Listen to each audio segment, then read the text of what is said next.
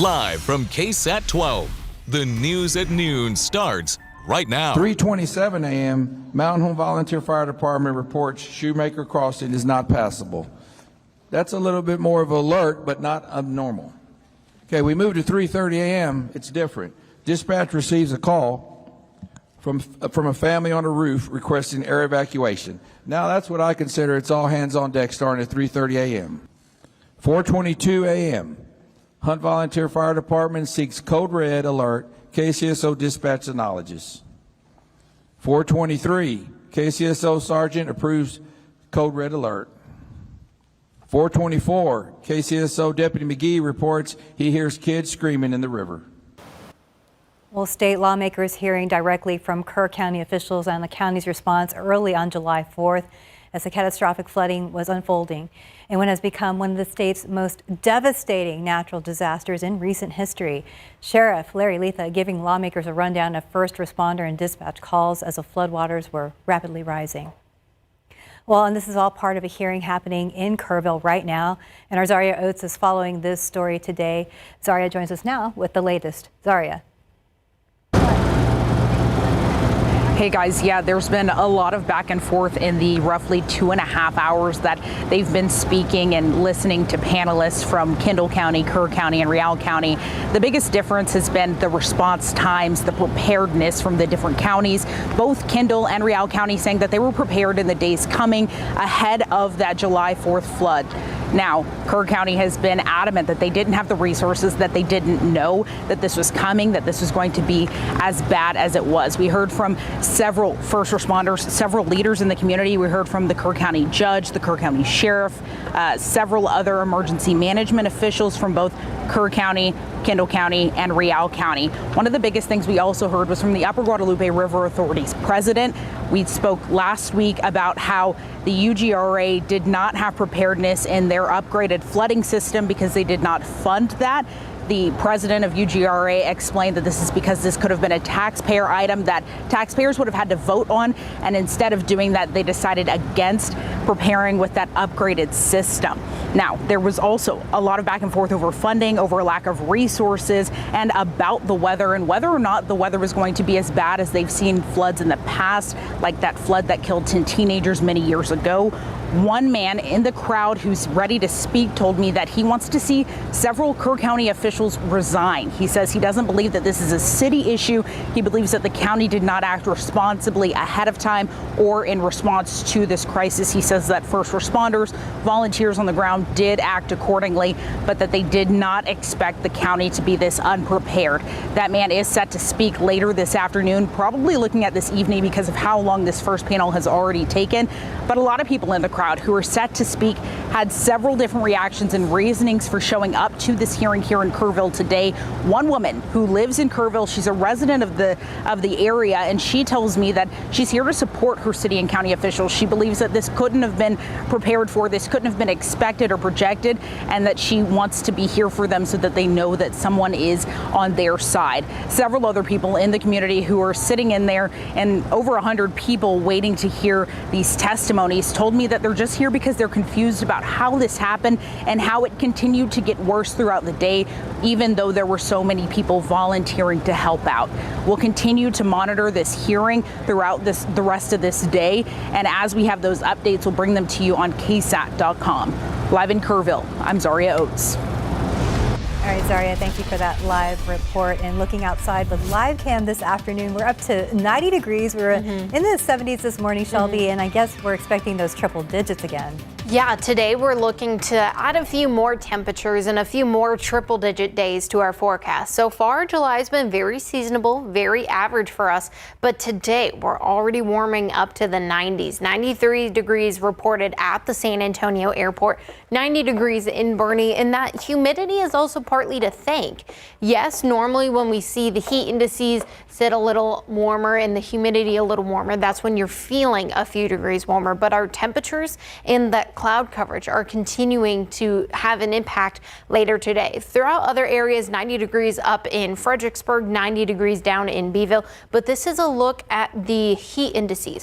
What you're feeling like. Feels like 97 degrees in San Antonio. Feels like 102 in areas of Gonzales today. Now, today is not going to be the day we're tracking the heat indices in the triple digits. We're just expecting our actual air temperature to be in the triple digits later today. Our peak temperature is supposed to get to 100 today, and that's because of this area of high pressure that's continuing to just sit in areas across now West Texas, but it's still giving us a little bit of a clearing in the skies and those warm temperatures, especially as we go throughout today. But then we're starting to see a little bit of a change in the weather pattern, and I'll talk about that coming up later on. But today, so far, we've only had 5 days where we've gotten to 100 degrees. Today could be the 6th. I'll talk about our previous days where we've gotten to 100, plus take a look at the rain chances coming up in just a bit.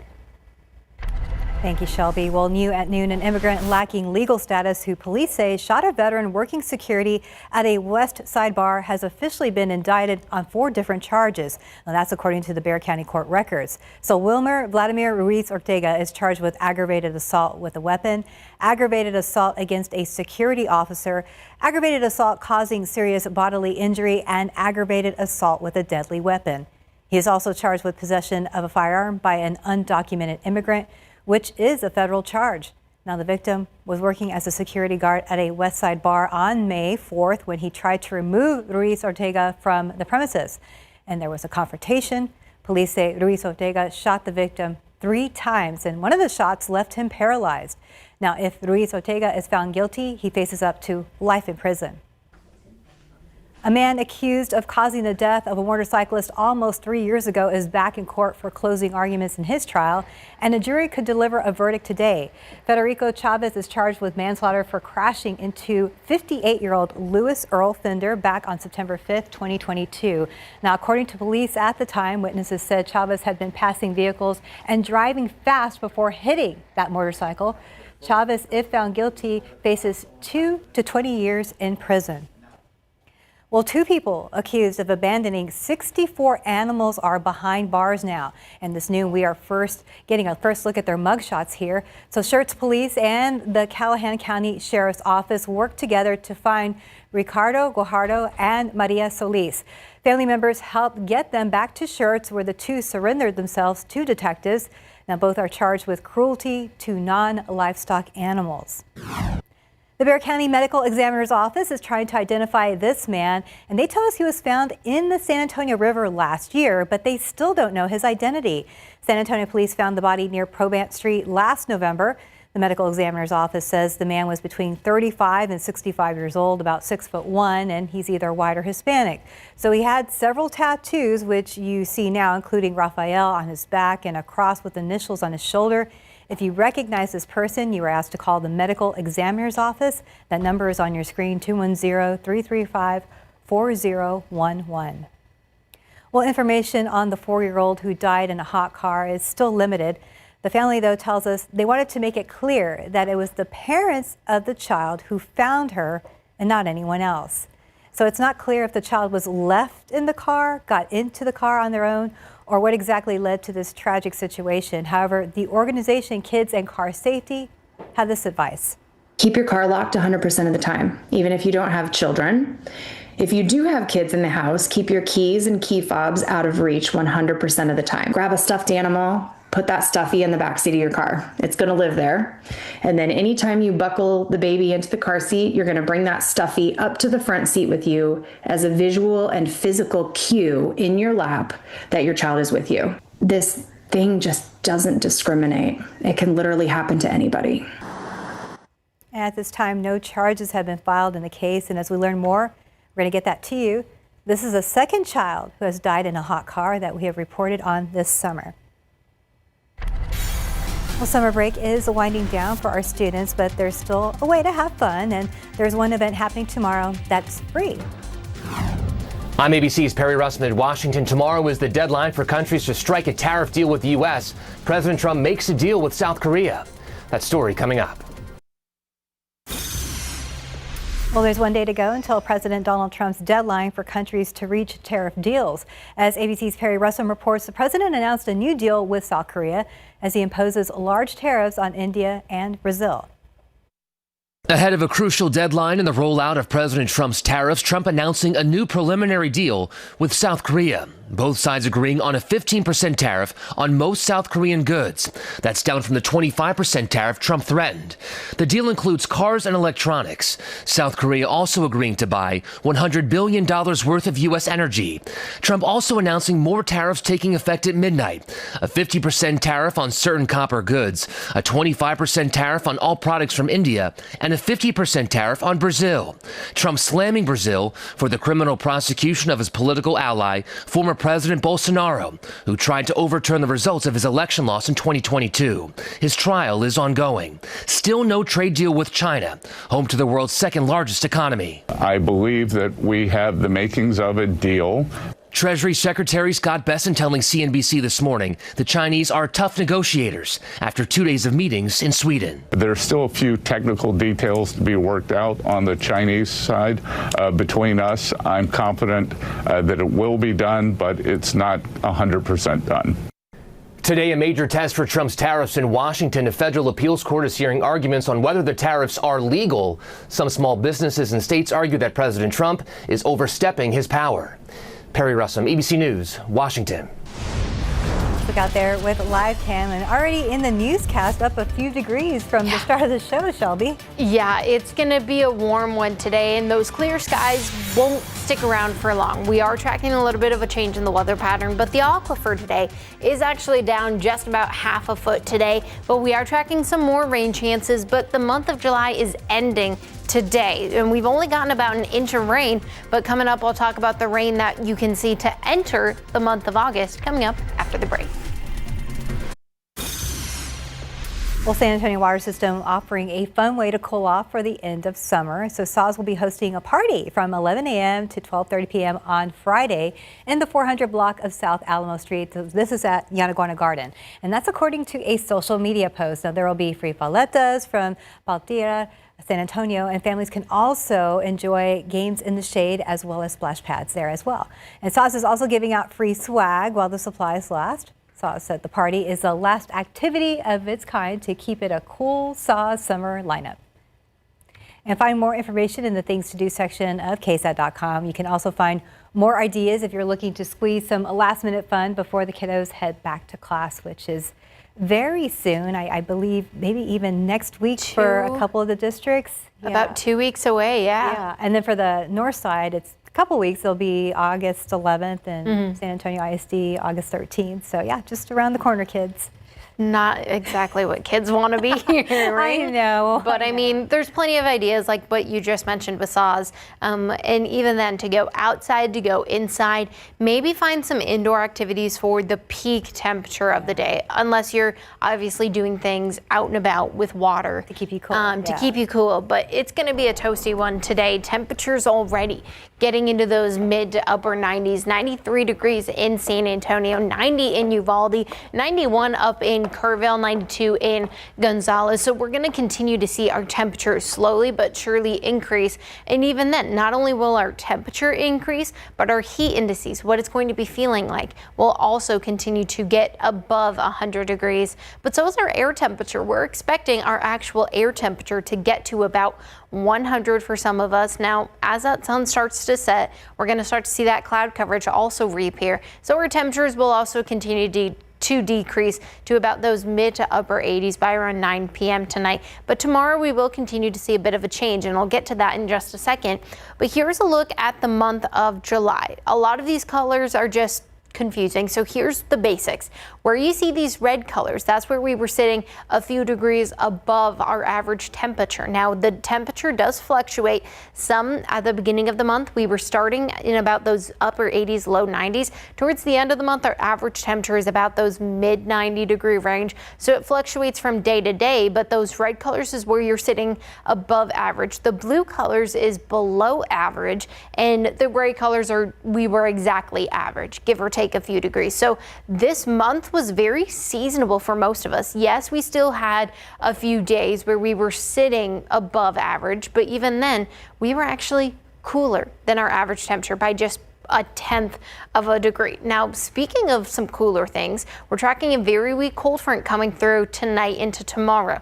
Now, how does that play into the weather, you might be asking? Well, this low pressure system and this cold front will continue to move into areas of North Texas tonight. And as that does, it can really have a chance to bring us around to some showers as we go through Friday afternoon into Friday evening. Now, we're still going to have that cloud coverage in the morning being a factor for us here in South Central Texas. But like I mentioned, that cold front's going to start to lower. And as it does, we're not really going to feel the after effects of the cooler temperatures with this front. What we are going to see is on the leading edge of this front, we're going to start to see a few showers, maybe a brief downpour or rumble of thunder tomorrow evening. This could have a slight chance to impact your evening commute as it goes through.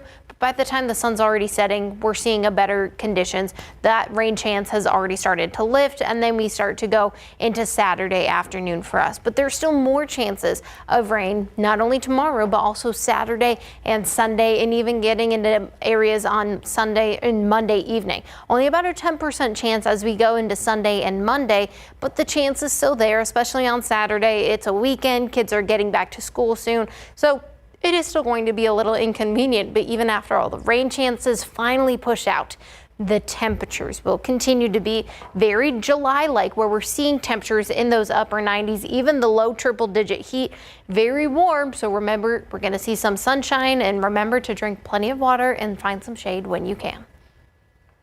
Good idea, Shelby. Well, the UTSA baseball program had a historic season last year. They won the Austin Regional against Texas. But what's being done off the diamond is just as impressive.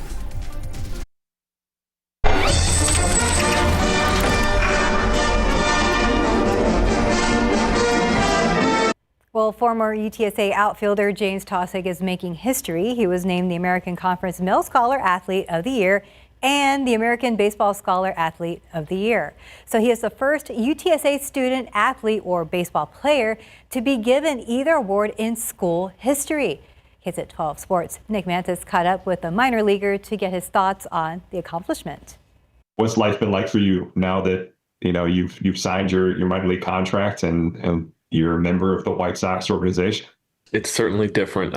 Just I've talked to a couple of the coaches and been like, man, like I know we just played a month ago, but this is it feels like it's a totally different game now. All the work, it's all skill, it's all kind of individualized. There's obviously still some team aspects, but it's been really cool just to, get after it with a bunch of guys who are all chasing, the same objective as you, and just getting to, wake up, set your mind on baseball, and only have to focus on that all day, just day after day. It's been super fun. It's a great grind. I grew up a big Yankees fan, and Phil Nevin is someone who's in the White Sox organization as a coach. And so kind of getting to talk to him and just hear from him, having gone to all those games in New York when he was an assistant coach there, a third base coach and a bench coach there, I was like, dang, this is kind of crazy. It's kind of crazy that I'm getting to learn from him when I remember I was in the stands watching him coach up all my favorite players when I was, a kid. So that was pretty crazy. But then just, obviously, I'm a 4-year college guy, but then there's, a bunch of 18-year-olds, 17, 19-year-olds you're all playing with, and you're like,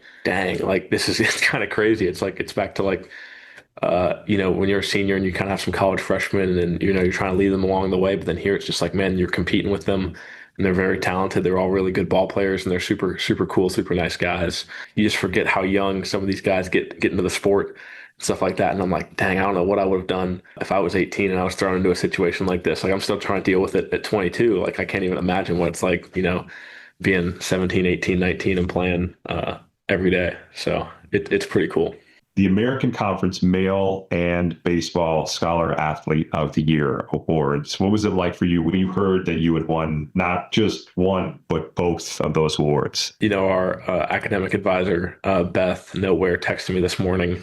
She had gotten the announcement that I'd won. And I was just super happy for her because I know those academic awards mean a lot to Beth and to Coach Hallmark and to, all the coaches on our staff. So that was always a big thing for me, just trying to do as much as I could academically, and in case baseball didn't work out, there's a pretty good thing to fall back on. Knowing that you have that finance major, what were maybe some things you said, okay, this is what I'm going to do with my first professional bit of money? Oh, 100%. I mean, I've put basically all of it into a savings account and just trying to turn that contract into something, down the line, try and set myself up. Luckily setup is pretty good for us minor leaguers now. They got us housed and they got us on a pretty nice weekly payroll. So it was nice to be able to put that money away for later.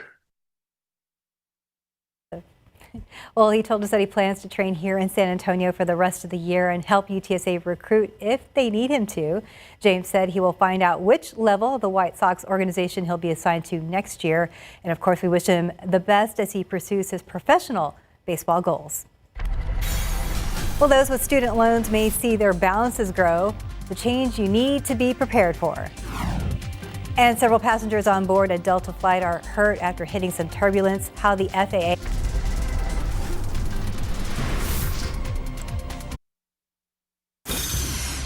Well, starting tomorrow, millions of borrowers are about to see their student loan balances increase as part of a policy shift.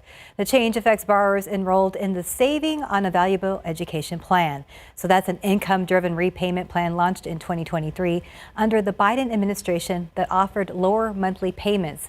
Now, because of legal challenges, payments have been paused and balances have been frozen since last summer. But now interest will be applied again starting tomorrow. The Department of Education says borrowers will still be able to be granted forbearance, which delays their monthly payments. It's also urging borrowers to switch into different income-driven repayment plans. Well, new tariffs on imported copper. According to an announcement from the White House, a 50% tariff will hit semi-finished copper products like pipes, wires, and sheets starting tomorrow. So some exceptions will apply for items already covered by auto tariffs. So President Donald Trump said the move will boost the American copper industry. He is also invoking the Defense Production Act, requiring more U.S.-made copper scrap and materials to stay in the country. So the U.S. imported $17 billion worth of copper last year. Critics warn the new tariffs could drive up prices for electronics, machinery, and cars.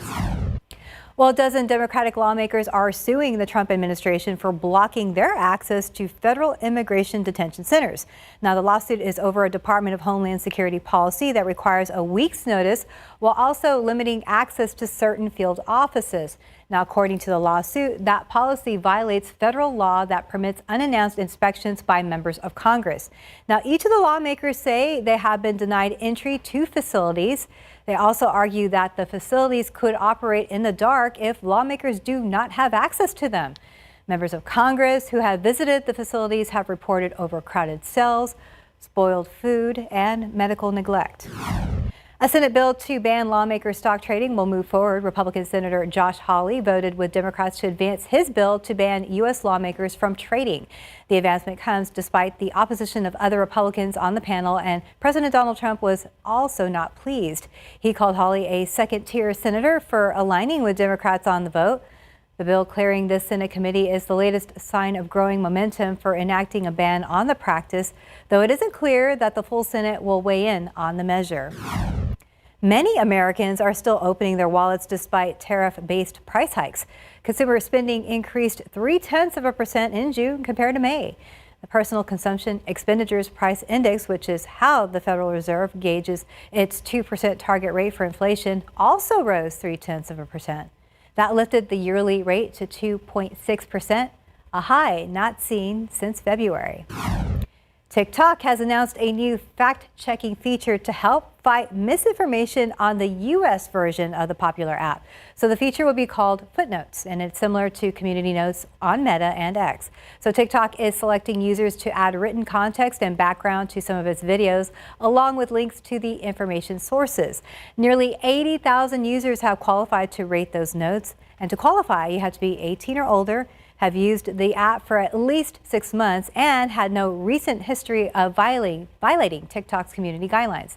So those with the highest ratings will be displayed at the bottom of all the U.S. users' screens.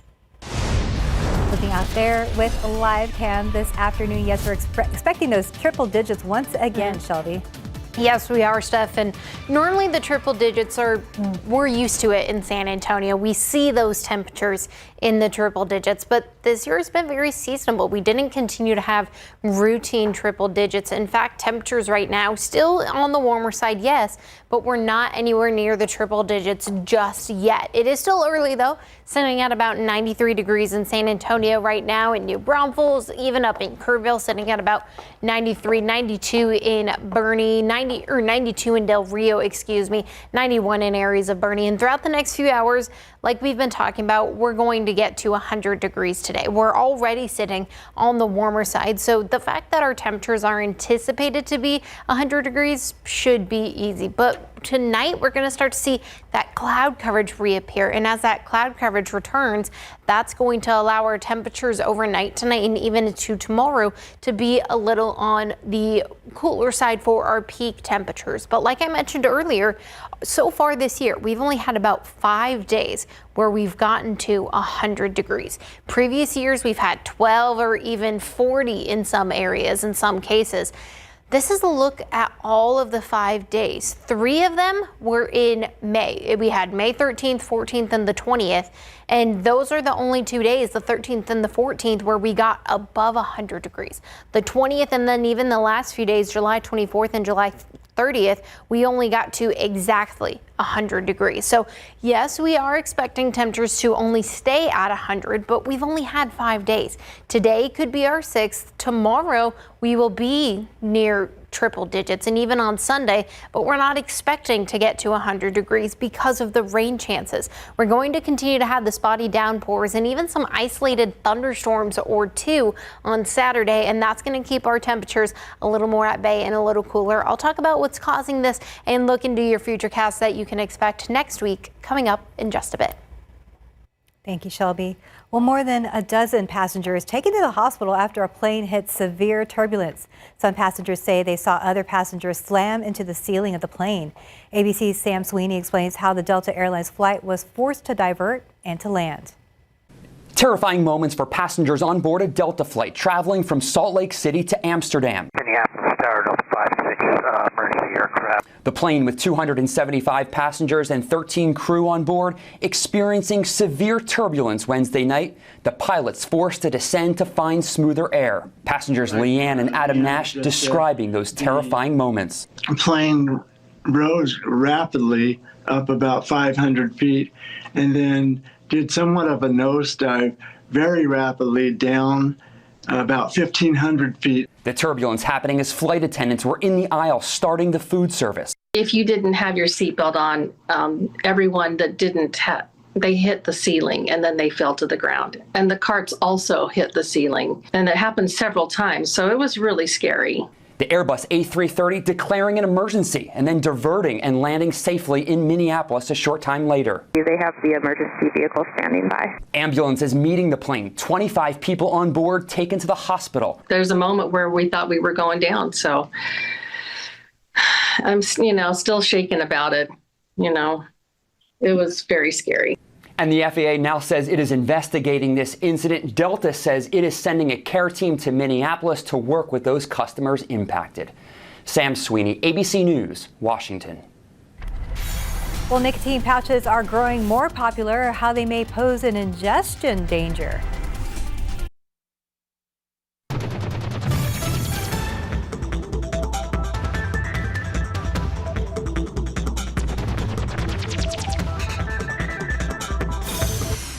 Well, right now, a joint legislative committee is meeting in Kerrville. This comes nearly a month after the deadly floods in the Hill Country. And you can watch this live stream right now on KSAT.com. Well, meanwhile, another issue, first responder radio problems supposedly caused communication issues during the floods in the Hill Country. So that's what Texas legislators are looking into. Last week, a new joint committee heard from a lot of responders during their first meeting. Representative Wes Verdell lives right outside of Kerrville. One of the things that came up was none of their radios were working. Other counties, first responders that had come in and their radios that they had weren't working with each other. Well, lawmakers admit even if they found a solution, it may not be affordable. And when the aquifers go dry, all of our property is worth zero and we can't live here. Well, concerns continue for people living north of Comfort, where they say a proposed development will threaten their water supply. Patty Santos with what locals are worried about and the options available in Kendall County. High-density developments just are not going to be sustainable up here. Kendall County property owner Roy Dye warns the area cannot provide water for 1,100 new homes, which is what a national developer has in mind. Michael Vulgarius of Cow Creek Groundwater Conservation District tells me development isn't the problem. It's where the water is going to come from.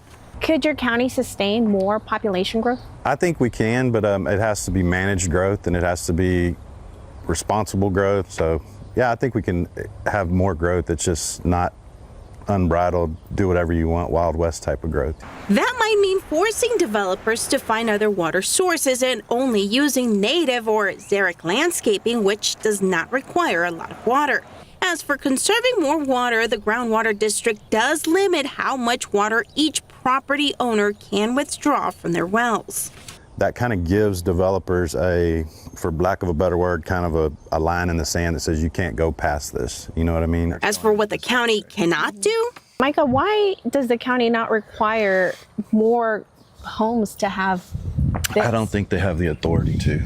I don't think the county can say you are required to put in a rainwater harvest. And I think that would be a good thing for the legislature to give counties that option.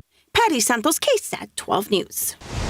Well, taking a look outside with live cam, we're still seeing the sunnier skies right now. However, that can change over the next few hours and even over the next few days, because we're anticipating an area of high pressure to finally leave and a cold front and some moisture to arrive in San Antonio. So far, we've seen about 20 inches and a quarter of rain at the San Antonio airport this year, but we're still expecting more rain to come later on. I'll talk about what you can expect this weekend and next week coming up after the break. Well, right now on KSAT.com, in the wake of the Hill Country flooding, SeaWorld San Antonio is thanking first responders in a special way. The theme park says all paramedics, law enforcement officers, EMTs, and firefighters can get free tickets for themselves and up to 3 family members. So the one-day pass is good for either SeaWorld or Aquatica San Antonio. You can learn more about this offer on our website, KSAT.com. And it might be a nice weekend to go out to SeaWorld. It might be a few spotty showers, but that might provide some cloud cover, though. Yeah, I mean, school's starting just around the corner. Any parents or anyone just wanting to take their kids out to enjoy a nice little staycation, you could say. Yeah. It'll be toasty, and yes, we still have the chance of rain, but it's not going to be isolated. It's not going to be widespread. And I'll talk about the time and track of why we're seeing the showers and even some thunderstorms coming up in just a second. But right now, it feels a few degrees warmer. And even if you're not seeing the temperatures in the mid to upper 90s, you're still going to be feeling a few degrees warmer. 93 degrees in San Antonio, in New Braunfels, 94 in Kerrville. But look at the heat indices, or what it feels like. It's feeling like 97 in San Antonio, in New Braunfels. We don't feel like we're close to 100 just yet, but later today, San Antonio is expected to get to 100 degrees, similar to anyone across the greater San Antonio metro. Gonzales later today expected to get to about 99, Pleasanton 100, Sabinal 101, and that's all because of that area of high pressure. But this is our weather going forward. We're tracking that weak cold front coming through. It's still well to the north, and even then it's just now entering areas of Oklahoma, and it's all associated and connected to that low pressure, and that's going to continue to move its way down tonight into tomorrow. And as that low pressure system continues to move down, we have a chance in San Antonio tomorrow to see a few showers and maybe a rumble of thunder, a quick downpour if you say so. But then as we get to Friday, that's tomorrow. And then Saturday, once again, seeing more moisture and just more saturated air in areas across south central Texas, that we're still going to have that chance of more showers possible Saturday. Sunday, seeing that southerly flow, giving us another chance of some moisture and some showers and maybe a thunderstorm or two. But as we go into Sunday and even Monday, it's only a 10% chance of some showers or even just any rain in San Antonio, because there's no outside factors other than the sea breeze showers that we normally get in Texas, or just the fact that there's just going to be extra moisture left over. But here's the rainfall potential over the next 7 days. This does include this weekend and any rainfall we could see as we go into Monday. In San Antonio, we're looking at maybe 1/4 of an inch at most. Other areas where you are going to see a greater chance of those heavier, just brief little downpours, that's where you can get 1/2 an inch, maybe even more. But then going to areas well to the east of us, that's where we're having the chance in Georgia, in South Carolina, North Carolina. That's where we're tracking the chance for some more showers and more storms to give them some heavier rain. But the month of July, today's the last day. So here's a look at the rainfall totals we've seen throughout the entire month. In San Antonio at the airport, they've only gotten about 1 inch of rain in some areas. New Braunfels got 4 inches. Seguin got 9 because on July 5th, they had some heavier rainfall as well. They were concerned about localized flooding, but the hill country and even getting into Uvalde County near Bracketville, Eagle Pass, Del Rio, they have continued to see heavy rainfall either at the beginning of the month or even just a week or two ago. And our hearts are still with everyone, but they've received about 12 inches of rain over the last month or so. So they're still seeing that heavier rain and just seeing some extra moisture left over for some folks. So it's still feeling a little muggier at times, and we'll continue to see some slight small changes in the drought monitor over the next few days and even the next few weeks as we see some runoffs, that saturated grounds continuing to move through, and there is still about a 30% chance of rain this weekend. So something to keep in mind. It's still going to be inconvenient for some folks up in the hill country still doing recovery efforts and getting some of that debris out, but otherwise the sunny skies and the heat returns next week. Steph. Yes, it does. Thank you, Shelby. Well, we asked a group of students ages 11 through 14 about phone use and social media, and they were quick to point out the benefits of social media apps, from sparking creativity to making connections. You can talk with your friends and stuff, because I live very far away from my friends. I like Pinterest because when you're bored, you can look at things to do. You can keep in touch with your friends, and also, you can find new ideas. Well, Rick Edwards, Program Director at Clarity Child Guidance Center, says while screen time isn't inherently harmful, there is a downside. He says the real concern is when social media begins to interfere with sleep, physical activity, and face-to-face interaction. Well, to hear more about talking to your kids about social media, make sure to watch our KSAT Community Town Hall, Social Media, SOS, the effects of social media on children, later today, actually a little over an hour at 2 p.m. on KSAT Plus, KSAT.com, or any way you stream. A nicotine product growing in popularity, and it can cause major problems if it gets into small hands. A new study highlights the danger. Well, it's a popular way to get a nicotine fix, and we're talking about nicotine pouches, and they continue to flood the market. And a new study shows the dangers these products are posing to young children who find and unintentionally ingest them. So CNN's Mandy Gaither looks at the data and has more with the study's co-author on how to keep children safe. In the U.S., sales of nicotine pouches have skyrocketed from 126 million pouches sold in August 2019 to 808 million sold in March 2022. There's been an explosion of nicotine products in recent years.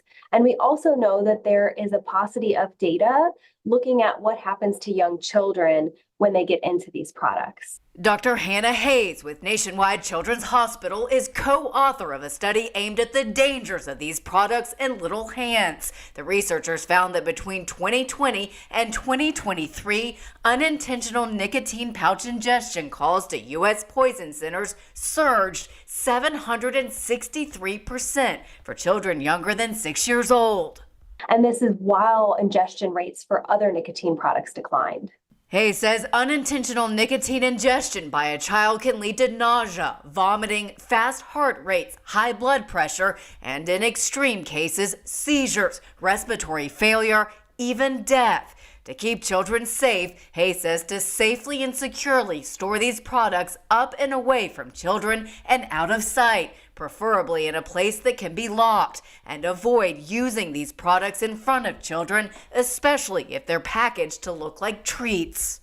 I also recommend that parents save the poison help number in their phone or post it in a visible place in their home and call right away if you expect a child or loved one has been exposed to a medication or drug product. For Health Minute, I'm Mandy Gaither.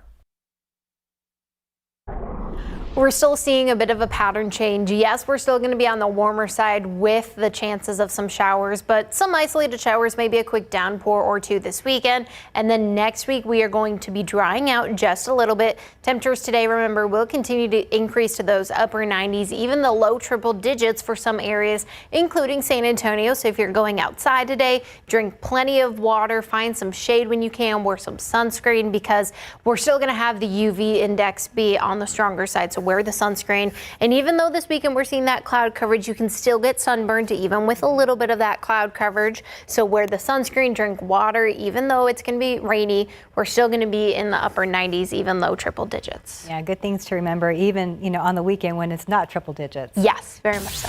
Thank you, Shelby. Thanks for joining us. Have a good afternoon.